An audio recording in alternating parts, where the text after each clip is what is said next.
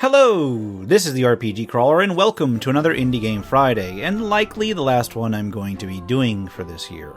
On that note, I kind of wanted to take a look at a classic-style RPG and get away from these RPG lights, even if it's an older one, and just to wrap up the season on a nice note. And I found one that I'm honestly shocked that I haven't covered before. Developed and published by Basilisk Games, Eschalon Book 1 was released way back in 2007 and is actually the first of a trilogy of similar games. Eschalon Book 1 is an old-school style, single-player, turn-based, isometric RPG featuring a single main character in a relatively open fantasy world. Although you only get access to one character, the skill-based system allows for a variety of character builds combining various skills, some of which may work together better than others. In terms of plot, you create a character who awakens in a ruined town with no memory of anything beyond his own name. Upon exploring his surroundings, he finds only a smattering of supplies and a mysterious letter that directs him elsewhere to look for more hints for his lost memories and for what purpose he was put into such a position. When you start a new game, you are given a chance to create a character. You may enter their name and select a portrait, but since the story revolves around a main character, you won't actually be able to choose a gender. Instead, you get an option between origin, axiom, and classes. All of the player character choices are human, so origin merely sets your homeland of origin, which adjusts your starting attributes. Axiom is something akin to alignment or religion, sort of a combination of both, which can give bonuses and penalties based on the character's outlook of life. Class, for the most part, simply sets your starting skills, although may also adjust how much mana you get from what ability scores. Attribute points are randomly rolled, but you also get a set pool with which to improve your rolls. The attributes include strength, that impacts both encumbrance and melee attacks, as well as toxin resistance. Then there's dexterity, which governs accuracy and armor rating, as well as certain skills. Endurance affects maximum hit points and adjusts all your resistances in general, as well as hit point regeneration. Speed impacts how fast a character can attack and adjusts armor rating. Intelligence augments elemental resistance, as well as identification skill and the mana points gained for magic users. Wisdom governs divination spells, disease resistance, as well as gives a resistance against curses. Healers rely on wisdom for their mana points each level. Perception governs awareness and spotting hidden things, but also maximum mana points, magic resistance, and mana point regeneration, which makes it very important for a number of builds. Finally, there's concentration, which affects a number of different skills and stats useful for most different specializations. The final part of character creation process is skill selection. You start with a few based on your class, but you may select additional skills for 3 skill points per new skill, after which boosting a skill only costs 1 point. There is one crafting skill, alchemy, 2 schools of magic, divination, and elemental, basically priest and wizard spells, respectively. Armor skill boosts armor efficiency with various armor types. Cartography enables an auto map and makes it more accurate as you get higher skill levels. Then there's thief skills, such as hide in shadows, skullduggery, move silently, etc. Meditation improves mana regeneration. And then there's various weapon class skills that improve to hit and damage with various weapon types. Once in the game, the screen has several sections. All exploration, combat, and interaction occur on the same screen layout. The main window displays the world around you in an isometric tile-based view with an indicator of the time of day at the top. Below this is the text screen, which shows messages in combat and exploration, as well as descriptions of rooms that you may enter. To the upper right are your various interface icons. There's 10 of them in all, starting with the torch toggle that allows you to turn your torches on and off and shows you how many you have left. This is followed by inventory, then equipped items. Your characters can equip a quiver, a head slot item, a cloak, an amulet, a torso armor, a belt, a primary weapon, a set of gauntlets, a set of leggings, 2 rings, a secondary weapon, a shield, and finally a set of shoes or foot armor. At the bottom of your total encumbrance out of your max carry weight, which can basically affect your overall abilities.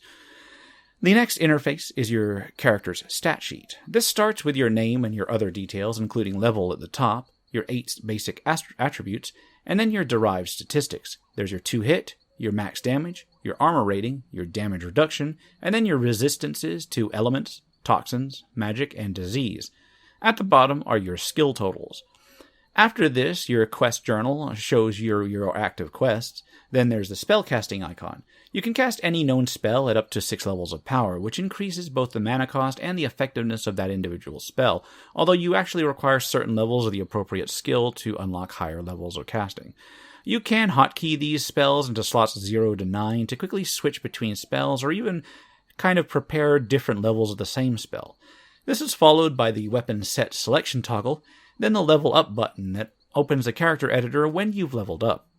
The camping icon follows, which allows time to pass swiftly, allowing for quick recovery of hit points and mana at the risk of random encounters.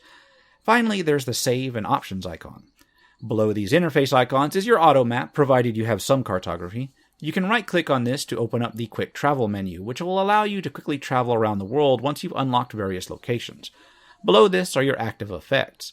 Under this, there's 4 bars: your hit points, mana points, encumbrance, and experience points. Fulfilling quests and killing enemies accrues experience, and at each new level you get improved hit points, mana points, and you may boost your attributes and get new skills.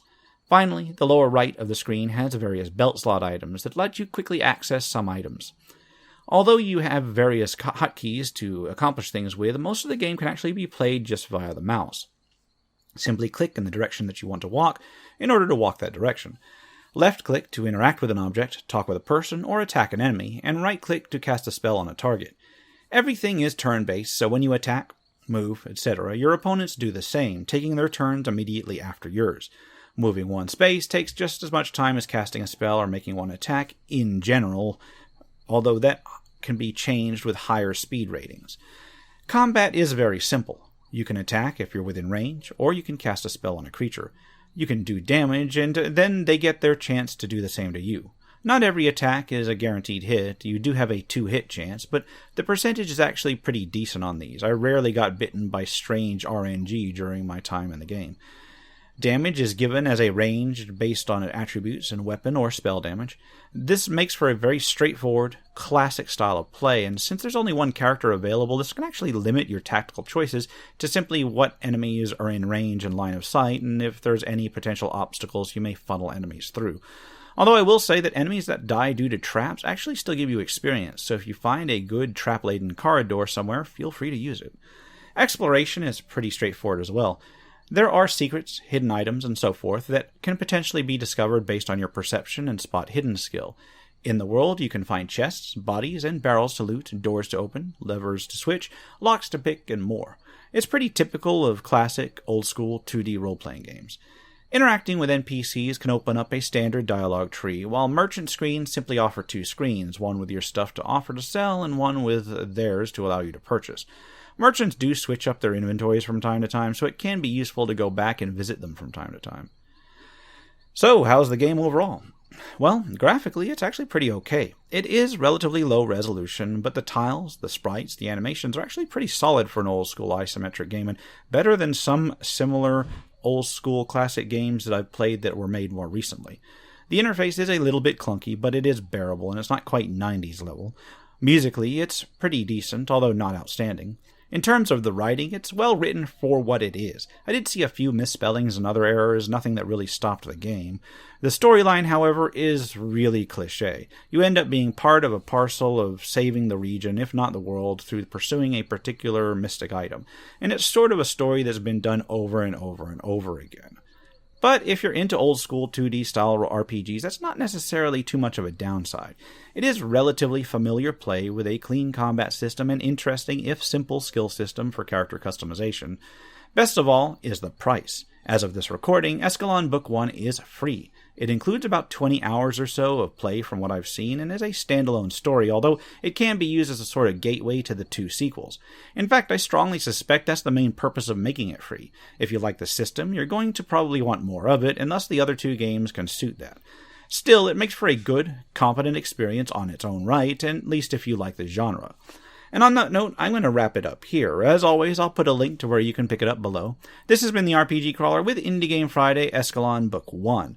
If you like what you've seen, remember to leave a like, comment if you got any feedback, and subscribe for more RPG content, both tabletop and computer.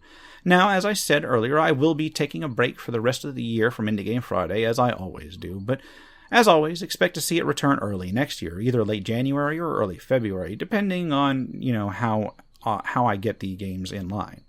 Anyway, on that note, until next time, take care and goodbye. And if you're still watching this far, I'd like to take a moment to thank those who have supported this channel via Patreon or direct donations throughout the years, without which this channel could not have lasted as long as it has. For those who are feeling particularly generous, you can still support my work through Patreon and now through Subscribestar as well, through the links in the description below.